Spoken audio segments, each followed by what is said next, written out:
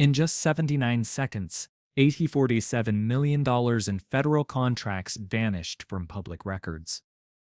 Zohran Mamdani didn't wait for the committee chair's permission. He lifted his tablet, tapped the red folder labeled Classified Evidence, and pressed play. Cameras zoomed in. The chamber fell silent. What did Zohran Mamdani reveal about Jeffrey Epstein that made two of Washington's most powerful figures abandon their seats and run? At exactly 2:14 p.m. on a Tuesday that would reshape American politics forever, Representative Zohran Mamdani walked into the House Oversight Committee hearing like a prosecutor who had just cracked the case of the century. The autumn light streaming through the tall windows of the Rayburn House office building cast long shadows across the polished marble floors, but nothing could diminish the intensity radiating from the young congressman's focused gaze. Pam Bondi sat at the witness table, her blonde hair perfectly styled, diamond earrings catching the harsh committee room lights. She wore a navy blue blazer that screamed power and authority, her manicured fingers drumming confidently on the mahogany surface. Beside her, Kash Patel adjusted his red tie for the cameras, his dark eyes scanning the room with the calculated awareness of someone who had spent years in intelligence circles. Both politicians radiated the confidence of people who believed they controlled the narrative, who thought their carefully crafted talking points would carry them through another routine congressional hearing. They had no idea what was coming. The 3 rows behind them, investigative journalists from the Washington Post, New York Times, and Politico furiously typed on their laptops, expecting another day of political theater and rehearsed answers. C-SPAN cameras captured every angle, broadcasting live to millions of Americans who had tuned in, expecting the usual Washington kabuki dance of questions and non-answers. Mamdani carried a simple black tablet and a manila folder marked with red tabs that seemed to glow under the fluorescent lights. His steps were measured, deliberate, each footfall echoing with purpose through the cavernous chamber. Every camera in the room tracked his movement as he took his seat behind the nameplate that read, Zohran Mamdani, New York. His dark suit was immaculate, his expression unreadable, but those who knew him recognized the telltale signs of a man who had spent sleepless nights preparing for this exact moment. The gentleman from New York is recognized for 5 minutes, announced Committee Chair James Comer, his Kentucky drawl echoing through the marble-walled chamber. Comer's gavel struck the desk with a sharp crack that seemed to punctuate the gravity of what was about to unfold. Mamdani looked directly at Bondi and Patel, his brown eyes steady and unwavering. When he spoke, his voice was calm, almost conversational, but every word carried the weight of months of investigation. Ms. Bondi, Mr. Patel, thank you for appearing today to discuss your roles in the Adjuration's justice initiatives. He paused, letting the pleasantries settle before continuing. I'm particularly interested in your commitment to transparency and accountability in government. Bondi smiled confidently, her media training evident in every calculated expression. Happy to be here, Congressman. Transparency has always been a cornerstone of my public service. Excellent, Mamdani replied, his fingers hovering over his tablet like a pianist preparing to strike the keys. Because I have some questions about your connection to financial irregularities totaling $47 million in federal contracts, irregularities that lead to some very interesting places. The smile flickered on Bondi's face like a television screen with bad reception. Patel's hand froze halfway to his water glass, condensation dripping onto the green felt table covering. Let's start with something simple, Mamdani continued, still maintaining that eerily calm tone that was beginning to unnerve everyone in the room. Mr. Patel, are you familiar with Gemini Consulting Group?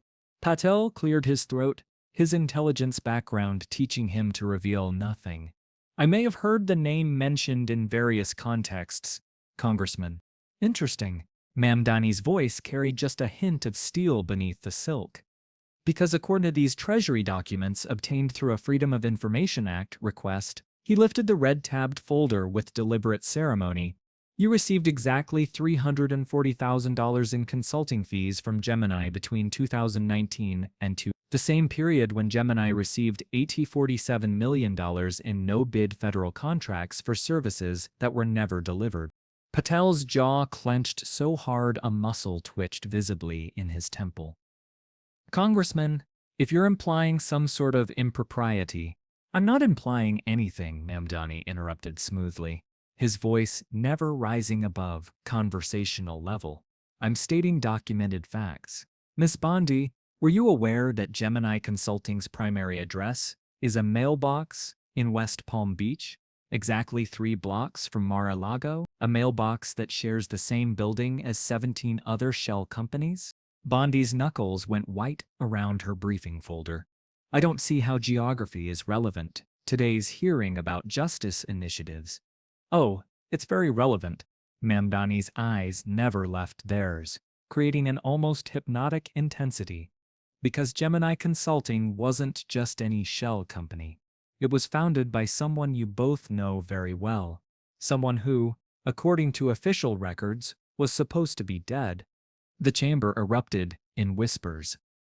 Camera operators leaned forward, their equipment whirring as they adjusted for closer shots. Even the stenographer looked up from her machine, her fingers pausing mid-stroke. In the gallery, reporters exchanged glances, their news instincts suddenly screaming that this was no ordinary hearing. Congressman, Committee Chair Comer interrupted, his voice betraying the first hint of nervousness. What exactly are you alleging here? Mamdani turned his tablet toward the room's large display screen, his movements precise and theatrical. I'm not alleging anything, Mr. Chairman. I'm showing.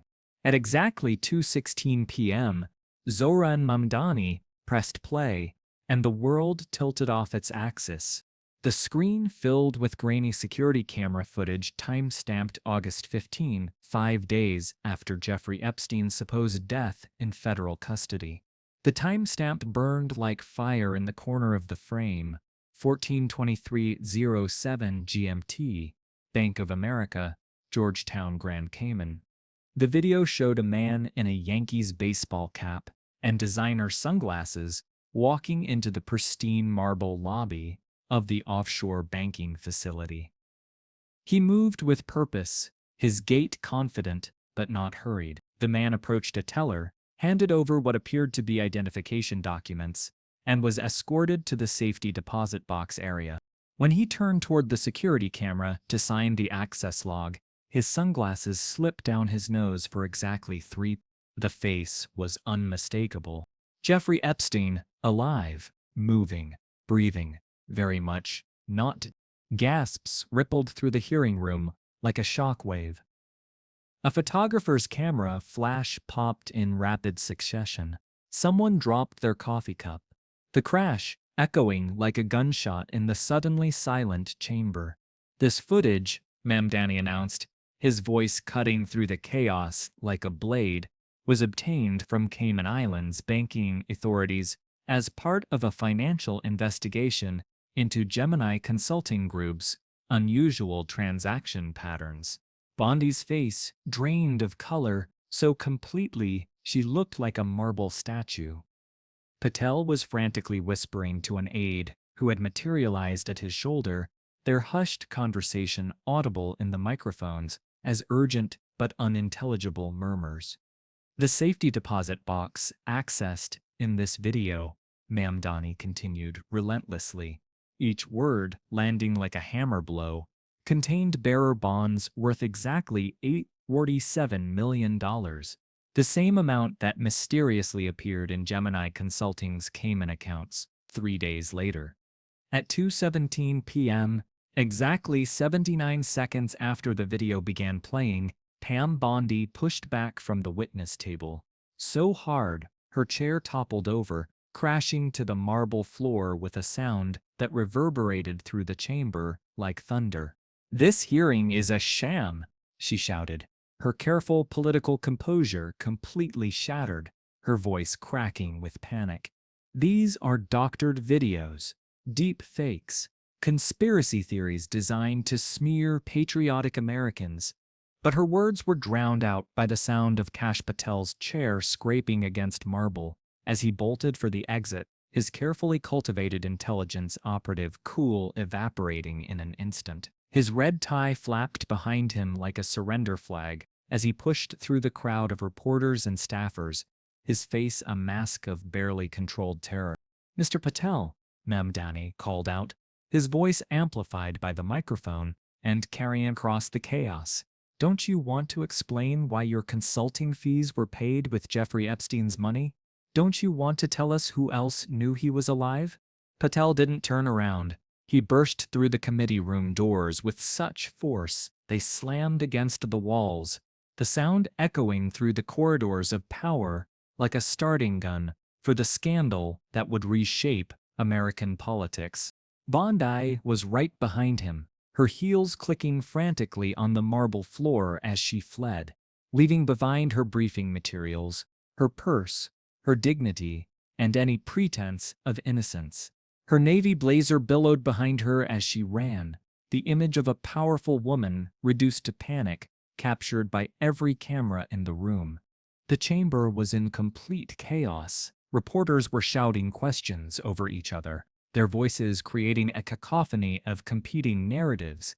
Committee members were demanding order while simultaneously trying to get their own questions answered.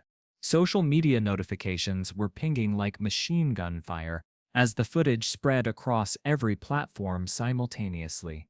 Within minutes, Epstein Alive was trending worldwide, accompanied by Bondi fleas and Tell Panic.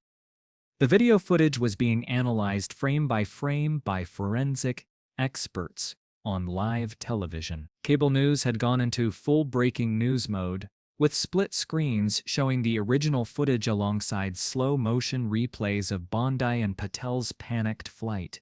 Fox News cut to commercial mid-sentence when their anchors couldn't figure out how to spin the story. CNN replayed the footage on an endless loop, bringing in body language experts and video forensics specialists. TikTok edits of Bondi and Patel fleeing hit 50 million views within the first hour, set to dramatic music and meme soundtracks. In the relative quiet of his congressional office that evening, as Washington, D.C. buzzed with the biggest political scandal in decades, Zohran Mamdani sat reviewing the documents that had started it all. The office walls were lined with books on constitutional law and framed photos from his time as a tenant, rights organizer, reminders of why he had entered politics in the first place. His chief of staff, Maria Santos, knocked softly before entering with fresh coffee and a stack of urgent messages.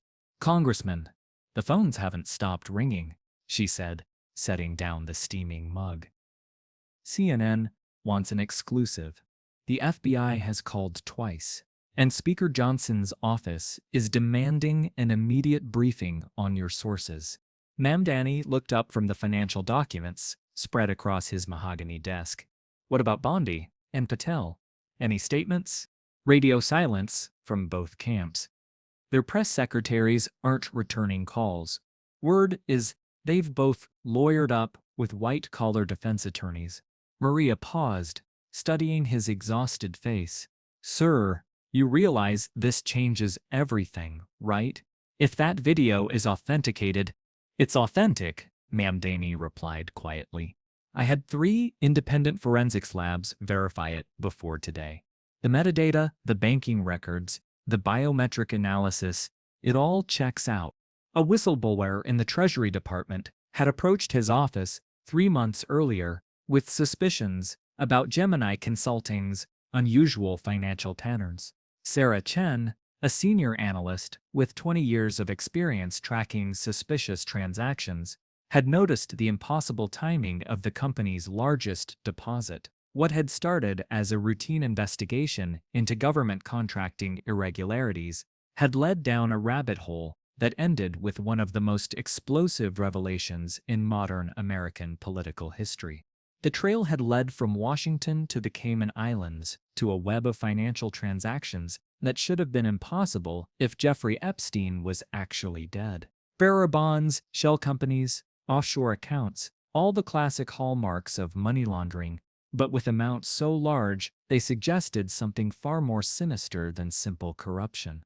His phone buzzed with a text from an unknown number.